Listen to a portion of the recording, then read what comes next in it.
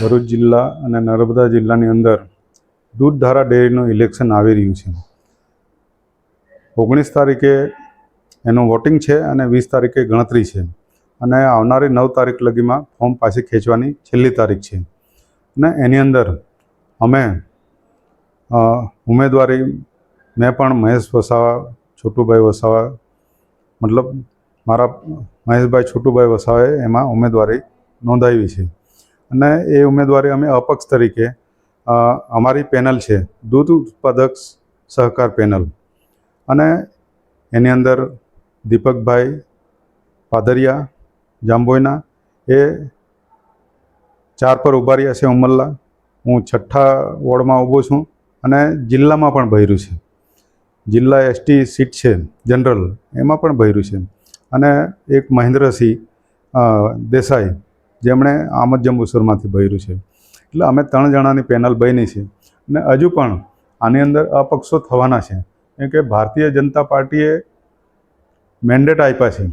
એના 15 મેન્ડેટ છે, એમાં 12 ઝોનમાં અને 3 છે તો જનરલ, 2 મહિલા અને 1 છે તો એસટી અનામત મતલબ આદિવાસી પુરુષ। તો આ રીતે અમારી લડત છે અને મેં આગળ પણ ઇન્ટરવ્યૂ તે દિવસે આપેલું હતું। અરુણસિંહ રાણાએ આ પેનલ ઊભી કરી છે। અરુણસિંહ રાણા જેમણે પેનલ ઊભી કરી છે એમને આખો તબેલો ચાલે છે, ત્યાં ગંગોત્રી સાગર ચાલે છે એમનું દૂધ અને એ દૂધ બધી ઇન્ડસ્ટ્રીયલ ફેક્ટરીઓમાં દેશથી માંડીને બીજે એટલે ભરૂચ દૂધધારા ડેરીનું ત્યાં વેચવા નથી દેતા। એ કહેવાનો મતલબ જે કોઓપરેટિવ બેંકના ચેરમેન છે અરુણસિંહ રાણા જેવા વાગરાના ધારાસભ્ય છે એટલે ટોટલ એનું દૂધ ત્યાં આગળ વેચે છે। ભરૂચ દૂધધારા ડેરીમાં એક પણ ટીપું એમણે દૂધ ભર્યું નથી, પછી કેવી રીતે પેનલે ઉતારી શકે?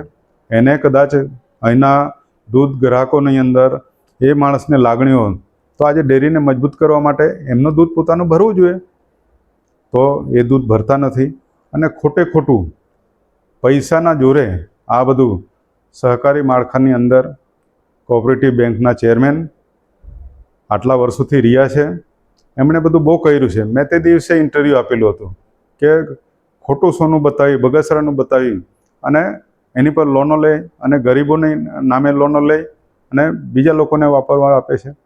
તો આ જ રીતે એમાં ઘણા કૌભાંડો થયા છે।